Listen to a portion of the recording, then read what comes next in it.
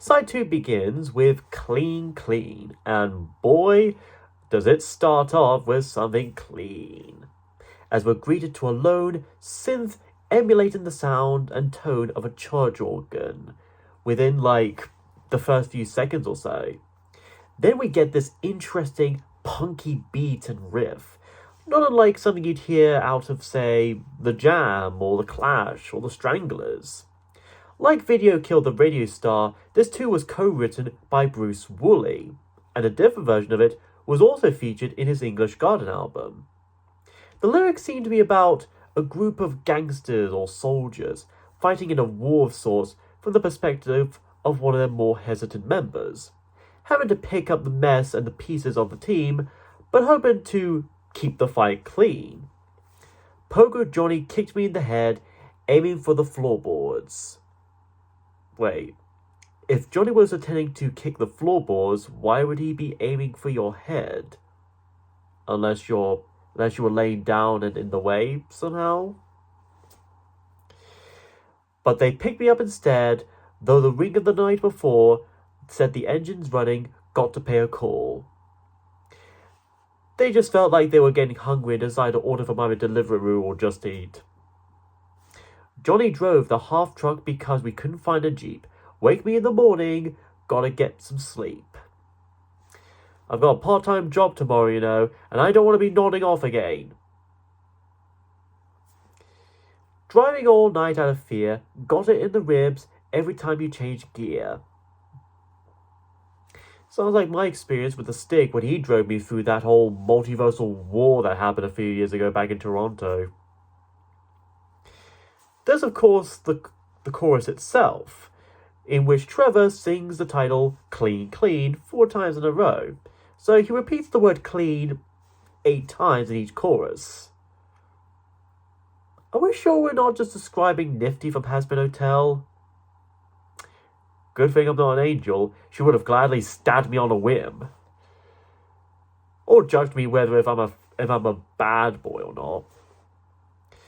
A term I would use to describe this song would be synth punk, utilising synthesizers in tandem with the usual guitars, bass and drums, while also still maintaining the essence of traditional punk rock music, be it on a compositional aspect or even a lyrical and thematic aspect. Then we have Elstree, named after and very much a tribute to Elstree Studios, the film studio or studios located around Elstree and Borehamwood in Hertfordshire, in which many classic films had been shot at, such as Dam Busters, When Eagles Dare, 2001: A Space Odyssey, the original Star Wars film, The Shining, the Indiana Jones trilogy, just to name a few. And like with Video Killed the Radio Star, this too deals with a sense of nostalgia for a seemingly outdated medium and a longing to return to said medium. But while that song was from the perspective of someone meeting said radio star, this one sings from the perspective of an actor who had apparently worked at the film studio. Dreaming about the backlot and seeing his life like a long shot, smiling faces in The Picture Parade and all the stills from the films that they made. Films he would see in something called the El Soldo, which, from what I looked up, was a chain of cinemas in the UK, kind of like Odeon or Cineworld. However, fittingly enough, I don't think El Soldo as a brand really exists much anymore. He also mentions drinking coffee at La Gioconda, which is an actual cafe in London which may or may not still be around. Then we have the chorus itself, in which Trevor sings some more about the iconic movie studio and this actor protagonist he's singing as. Elstree, remember me. I had a part in a B movie. I played a man from history. Turns out he just played an extra in Mel Brooks' History of the World Part 1. Elstree, look at me. Now I work for the BBC. Life's not what it used to be. Well, considering how BBC has been going lately, especially with them relying on friggin' Disney, of all things, to keep their new mediocre seasons of Doctor Who afloat, I know how the poor chap feels.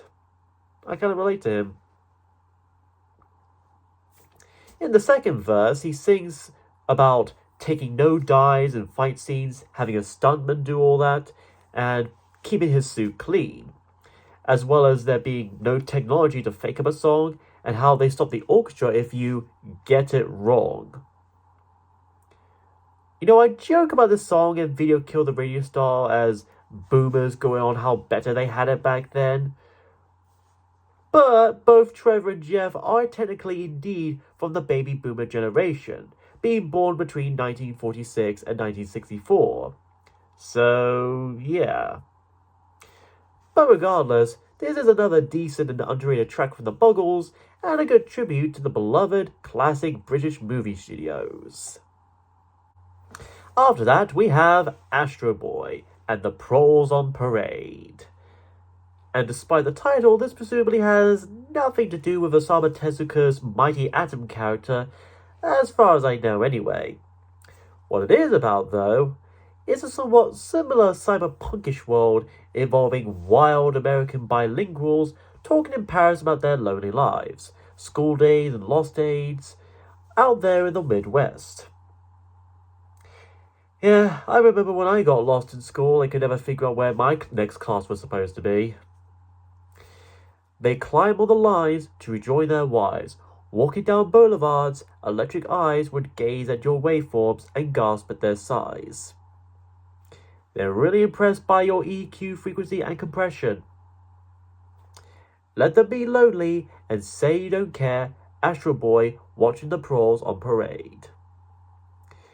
They just got back from watching your big cinematic animated film from Amaji Studios, and they're all walking away together but unpleased.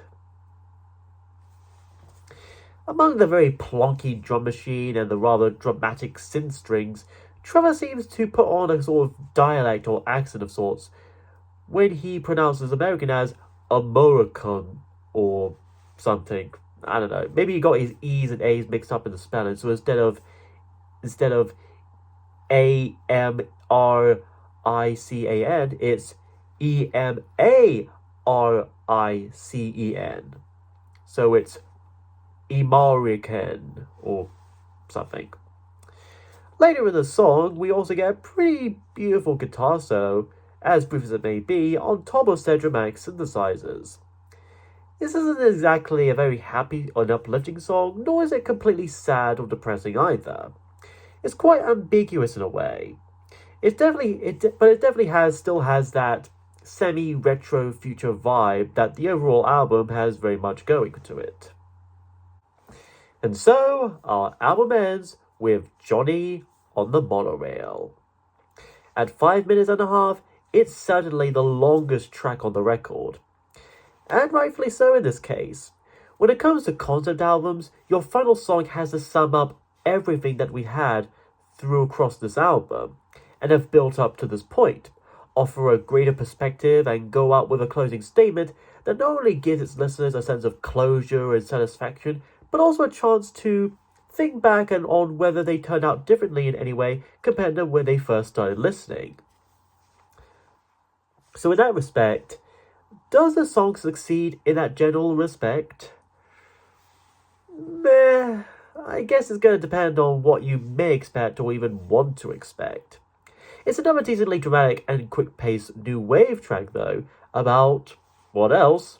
A monorail, and some bloke named Johnny riding on it. Although you could consider it somewhat futuristic for this time, kind of like a sci-fi version of the Jam's Down in the Tube Station at Midnight, right down to both songs opening with ambient locomotive music, or sound effects, as part of their build-up before the music kicks off. Down, down, they pause and walk away. Even in the streets, your feet don't walk. You actually walked into some deep concrete that's still wet, and now you're stuck. See their faces through the perspex, turn to stare back up at you. They see what you're wearing, and they don't approve at all. Or they're just jealous of you for it. Your eyes are green and mine are blue. In the subway darkness, I am watching you. Yeah, that totally doesn't sound creepy in the slightest. Like many of the other songs in this album, the chorus here is basically just a single line repeated once or twice, here being Johnny riding on the monorail. Boy, this early version of the monorail song from The Simpsons was very different from the final version we got. After another verse and chorus, we get a keyboard solo halfway through the song.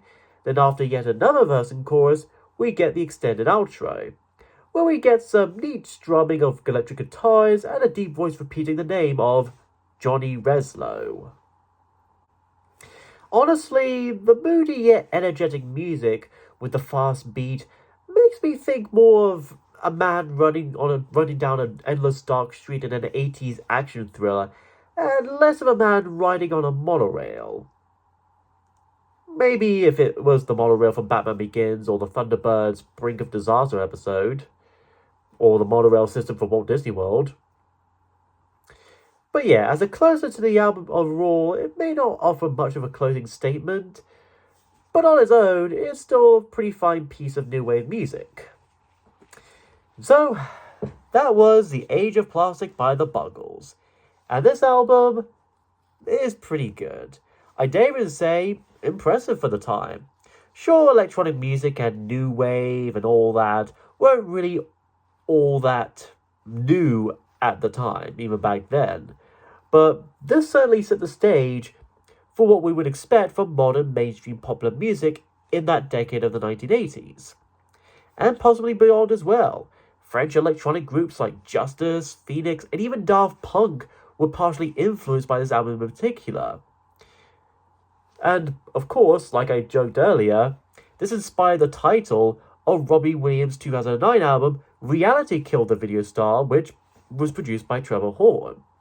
Speaking of, this was pretty much Trevor Horn's own magnum opus, the one that put him on the map as a legit producer, as much as a songwriter and vocalist, as he would go on to produce many other albums by various other artists and groups, such as ABC's The Lexicon of Love, Yes's 90125, Frankie Goes to Hollywood's Welcome to the Pleasure Dome, Grace Jones' Slave to the Rhythm, Seal's 1901 eponymous album, and even Mike Oldfield's Tubular Bells 2. So you can imagine how eclectic he and his reputation is. So if it weren't for this album and if it weren't for this person, we probably would have never gotten many great albums and songwriters and artists ever since. And mostly thanks to this album. But legacy aside, it's still a really good record. The songs range from being quirky to dramatic, energetic, and somber, reflecting on how we'd imagine the near future to be and how it would eventually turn out to be. So, if you're into classic 80s new wave music and synth pop music, I definitely recommend this. Whether it's on CD, cassette, vinyl, or streaming, it's worth checking out. Video may have killed the radio star, but nothing will ever kill this star. Next time, we jump 25 years later for another modern classic electronic album. World, my finger is on the button. How about yours?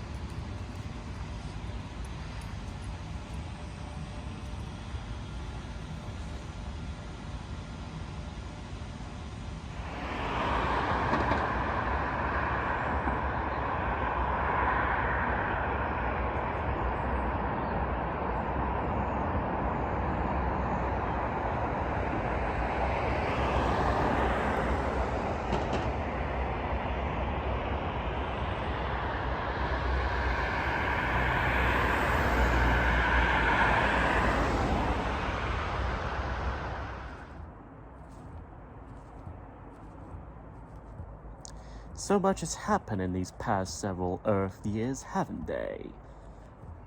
The multiversal war in Toronto, the contest of champions, the possible return of Megakara, that Tendo seal who managed to defeat an entire nightmare creature, and Spectro. And yet, I've always been around, in the shadows, waiting, watching, preparing with my master. And as long as she has grown patient, so would I, begrudgingly as I would be. You may have forgotten about me, Story Watcher, but I've never forgotten about you. I have not finished with you just yet. Soon, I will finish you, as I have long desired for, what I have been born to do. As long as the crystal bones in my body remain glowing with the chartreuse light of my lust and hatred, my lust for power and my hatred for you. My time will come again, Story Watcher, whether you take heed or not. My time will come again, Story Watcher. You and your remaining pieces will fall under my power. And only then can I truly be a greater being.